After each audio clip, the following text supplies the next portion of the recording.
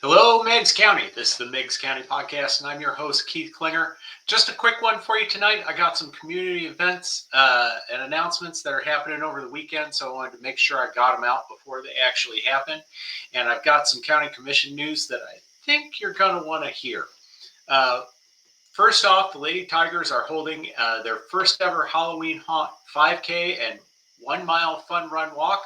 That's tomorrow morning, October 25th, starting at Decatur Veterans Memorial Park.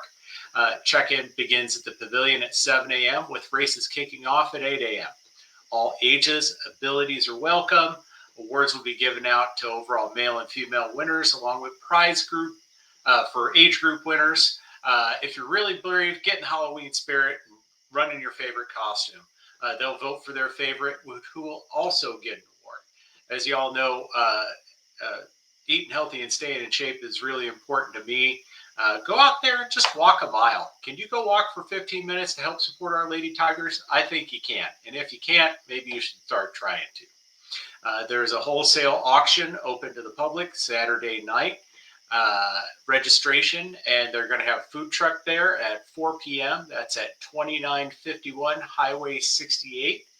AmVets Post 90 Ladies Auxiliary is having a craft fair this Saturday from 10 a.m. to 3 p.m. Here's a cool one. The Meigs Decatur Friends of the Library will host Decatur author Cody Knight this Saturday, October 25th at noon. Cody will discuss his novel, The Legend of Jesse Calder. Cody will have his books to sign and sell, and the event is free and open to all. Also, I am very happy to report that last week the organizers for the Lakeside 5K here in 10 Mile presented the Volunteer Fire Department with a check for over $10,000. The proceeds from this event go directly to the fire stations, and they spend the money on the equipment. I visited the fire stations. I've interviewed volunteer firefighters and the event organizers. This is a good, honest charity where the money really goes to where they say it's going and is used for what they say it's going to be used for. Maybe next year we could get some more local businesses involved. That would be great. Over 120 people ran this year, and next year I hope to see even more there. By the way, I really like talking about these community events. If you have anything coming up that you would like me to talk about, please contact me here on Facebook or email me directly at meigscountypodcast@gmail.com. I had over 23,000 views last month, and the last podcast had over 11,000 views by itself. I want to get the word out for things going on around here in Meigs County, and I'm here to help build community. County Commission news.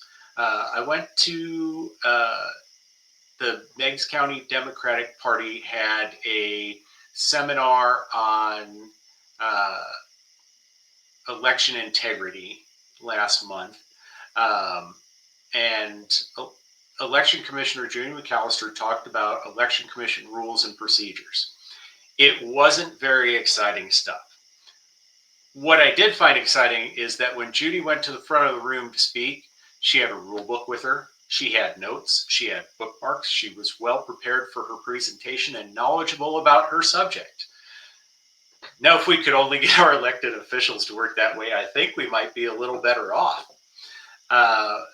Speaking of our elected officials, the commission voted to approve a $150,000 expenditure out of the general fund to help the EMS service.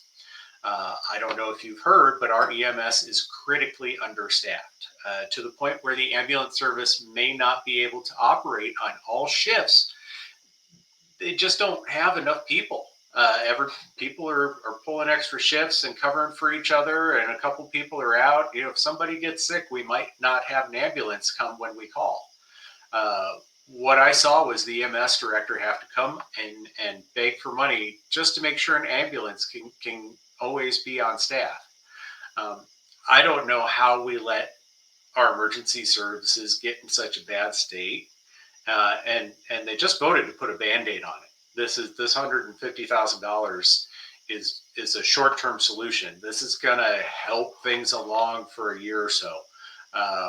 Instead of, why aren't we looking at a long-term solution? Where's the analysis? Where are the accountability measures?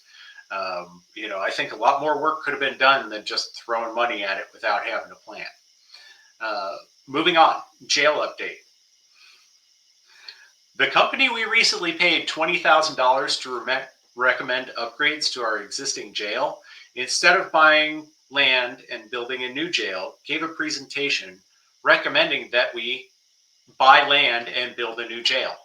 Seriously, they said we should buy the lot adjoining the existing jail and put a new building on it. I don't know why it's so difficult for anybody, whoever wanted to volunteer, or maybe it's somebody's responsibility. Maybe it's the mayor, maybe it is the commission, maybe it's the jail committee. But I would just think it's not so hard to create an outline of 3 or 4 options, put them out for bids, do a cost benefit analysis and funding study, and present those options to the public. There will be a clear, logical choice with regards to what to do about the jail. It's just like another issue they voted on, the schedule of permit fees they just approved. They didn't raise the fees. It kind of looks like it in the packet, but what happened is it was just a paperwork correction that made it so they had to reapprove the old rate hike. But while they were at it, they went ahead and stuck in a new fee since they had to vote on it again. So new home-based businesses in Meigs County, home-based business owners now have to pay $50 fee just to work out of their home. I don't know what to think. I've spoken with and emailed several commissioners outside of the meetings. They seem like reasonable, intelligent people. They're well liked in their communities. Maybe on the next election cycle, we should ask the candidates for a written platform and the process by which they plan on getting their platform passed, so we can vote for the person who best represents our views instead of just voting for the person we like because they're a nice person. Since the last podcast, I attended meetings for both the Democratic and Republican parties. I'm out of time for today, but I'll be reporting on those meetings and a lot more next week. That's it for me. Thanks for watching, and feel free to contact me anytime here on Facebook or email me at meigscountypodcast@gmail.com.